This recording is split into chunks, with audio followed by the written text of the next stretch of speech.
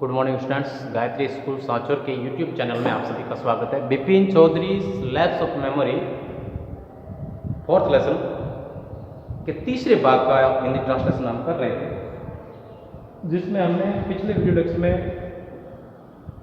पढ़ा कि कोई चुन्नीलाल नाम का व्यक्ति जो था वो बिपिन चौधरी से मिलने आया था। चुन्नीलाल के बारे में हम ये जानते हैं कि वो उनका स्कूल का सहपाठी था, अभी बेरोजगार था, अब अपनी जॉब जो है वो खो चुका था और काम के सिलसिले में काम दिलाने के लिए वो अक्सर बिपिन चौधरी के घर पे आया करता था। और उस दिन भी इसी सिलसिले में वो वहाँ आया था और बिपिन बाबू को इस बात का मालूम था और बिपिन बाबू ने अपने नौकर से कहा था कि उसको कहो कि उससे मैं अभी नहीं मिल सकता और आगे आने वाले कुछ सप्ताहों तक भी मैं उससे नहीं मिल सकता, ऐसा अपने नौकर से कहा था। और नौकर वहाँ से रवाना हुआ, तभी बिपिन बाबू को याद आया कि चुन्नीलाल जो है वो उसको लंबे समय से जानता है, तो क्यों न उसको जो है वो उसके रांची यात्रा के बारे में भी पूछ लिया जाए। इसमें क्या हर्ज है, इसमें कोई नुकसान नहीं है कि उसको जो है वो उसकी रांची यात्रा के बारे में पूछ लें। ऐसा सोच करके वे सीढ़ियों से नीचे उतर करके वहाँ अतिथि कक्ष में बैठक कक्ष में आए थे, जहाँ पर चुन्नीलाल जो है वो बैठे थे। और नौकर के कहने के बाद वे रवाना होने ही वाले थे और जब उन्होंने बिपिन बाबू को जो है वो आते हुए देखा तो वह रुक गया और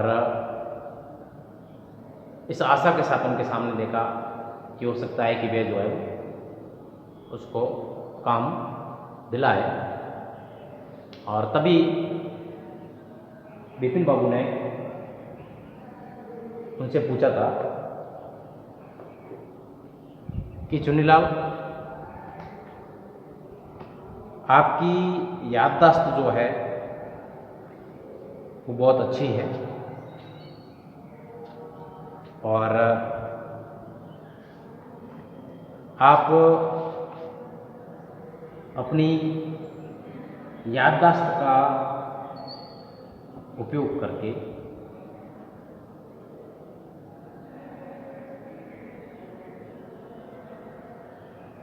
मुझे बताओ, अपनी याददाश्त को पीछे ले जाओ, पिछली बातों को याद करो और मुझे बताओ कि क्या मैं 1958 में रांची गया था। ऐसा उसने उस चुन्नीलाल से बिपिन बाबू ने पूछा था। और उसके बाद चुन्नी ने क्या जवाब दिया,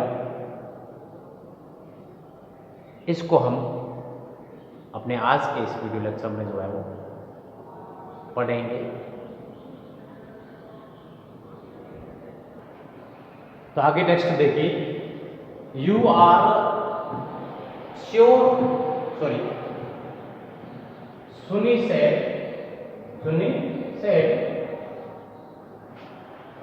50x, सुनी ने कहा 1958, इट मस्ट हैव बीन 58, हाँ ये 1958 ही होगा। और वाजिब 59, और क्या ये 1959 था, यानी उसको पक्का याद नहीं है 58 था कि 59 था, लेकिन था जरूर, जिसमें वो रांची गए थे, उसके बारे में बताया चुन्नी के कहने का मतलब ये है कि या तो ये 58 होगा या 59 होगा, जिसमें आप रांची गए थे। फिर you are sure that I will go to Ranchi, Bipin Babu ने पूछा, क्या आप निश्चित रूप से कह सकते हो कि मैं रांची गया था। Sunni's look of amazement was not unmixed with worry. चुन्नी आश्चर्य में पड़ गया और उसने पूछा, did you do you mean you have doubts about having gone at all? क्या आपको आपके रांची जाने में संदेह है? डिड आई गो? फिर चुन्नी ने विपिन बाबू ने कहा, क्या मैं गया था? Do you remember clearly? क्या आपको स्पष्ट रूप से इसका याद है? चुन्नी set down on the sofa. चुन्नी सोफा पे बैठ गए। Fix Vipin Babu with long hard step. कठोर दृष्टि से उन्होंने विपिन बाबू को देखा और कहा, Vipin, have you taken drugs और समथिंग? विपिन, क्या तुमने कोई नशीली दवा वगैरह ली है? As far as I know, you had a clean record where such things were concerned. इन चीजों के बारे में, नशीली दवाइयों के बारे में या नशे के बारे में, जहां तक मेरा मानना है, जहां तक मैं जानता हूं, आपका रिकॉर्ड जो है वो साफ सुथरा रहा है। मैं जानता हूं कि आपने कभी जो है वो कोई नशा किसी भी प्रकार का नहीं किया है, जहां तक मेरा मानना है, जहां तक मैं जानता हूं। फिर भी आज ऐसे लग रहा है कि आपने जो है कोई नशा किया है। I know that old friends don't mean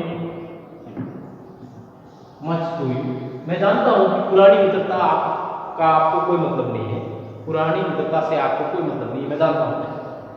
but at least you had a good memory. लेकिन आपके पास कम से कम अच्छी याददाश्त तो है, याददाश्त तो आपकी अच्छी है।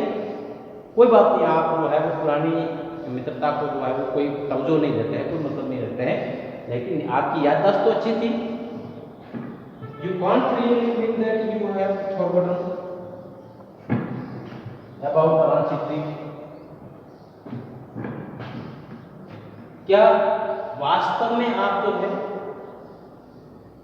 आपकी रांची यात्रा के बारे में भूल गए?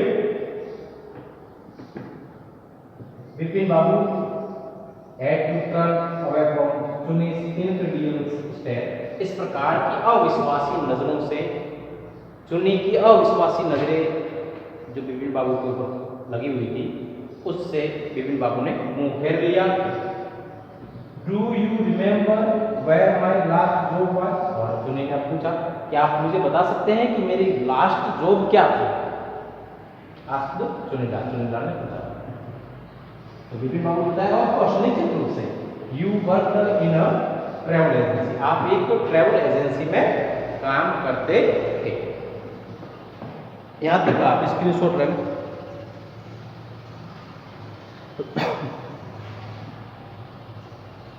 इससे हमें ये मालूम हुआ कि एक तो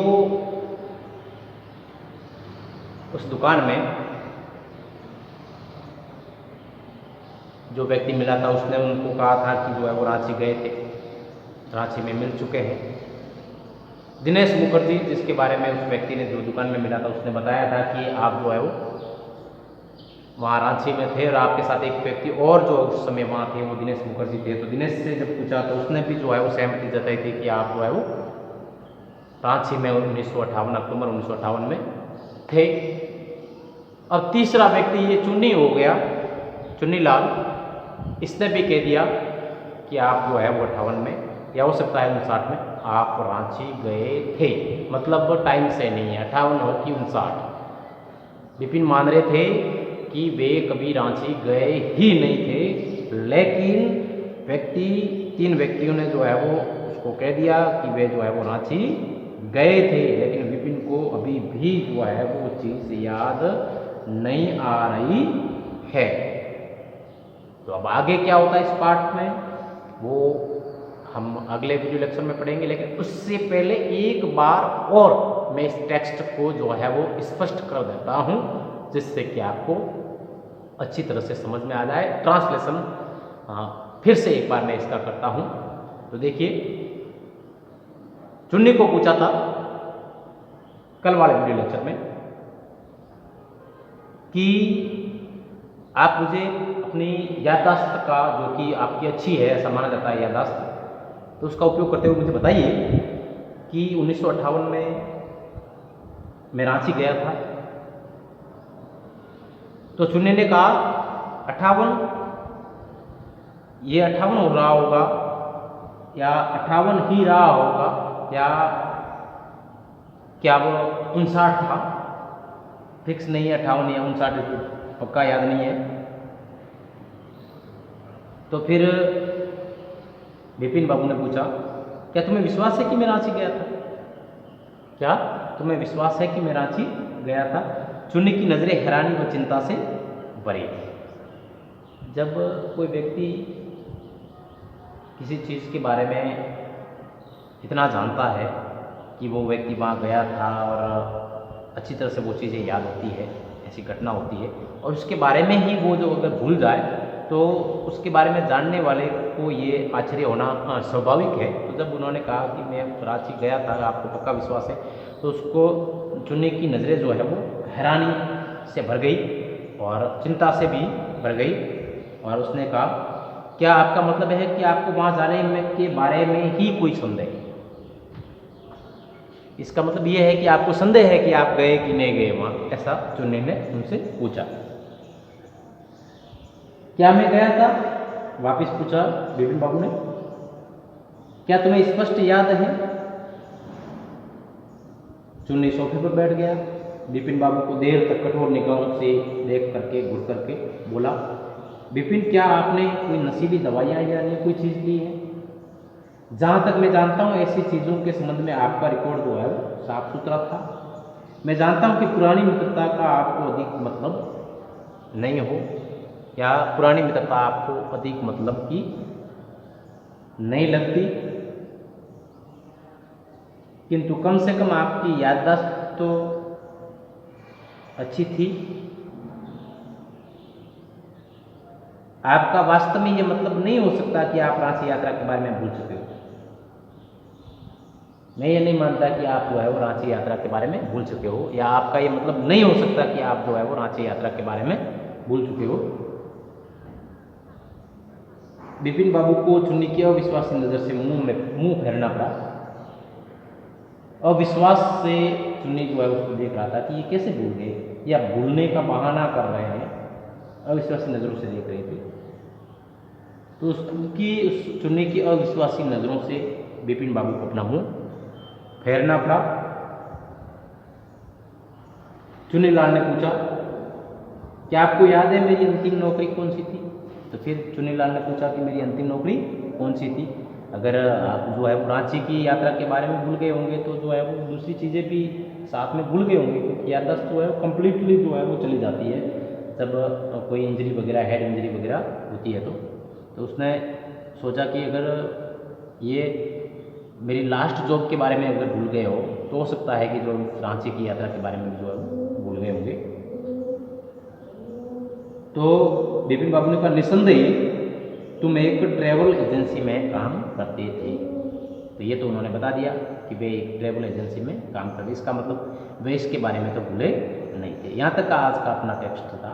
अब इसमें आगे क्या होता है, आगे विपिन बाबू और क्या प्रतिक्रिया करते हैं, और चुन्नी लाल और इनके बीच में बातचीत अभी और जारी है, और क्या याद दिलाया जाता है विपिन बाबू को, याद आता है कि नहीं आता है, इसी सिलसिले को, इसी कहानी को हम आगे जारी रखेंगे उसके बारे में, और आगे जो है वो जानेंगे।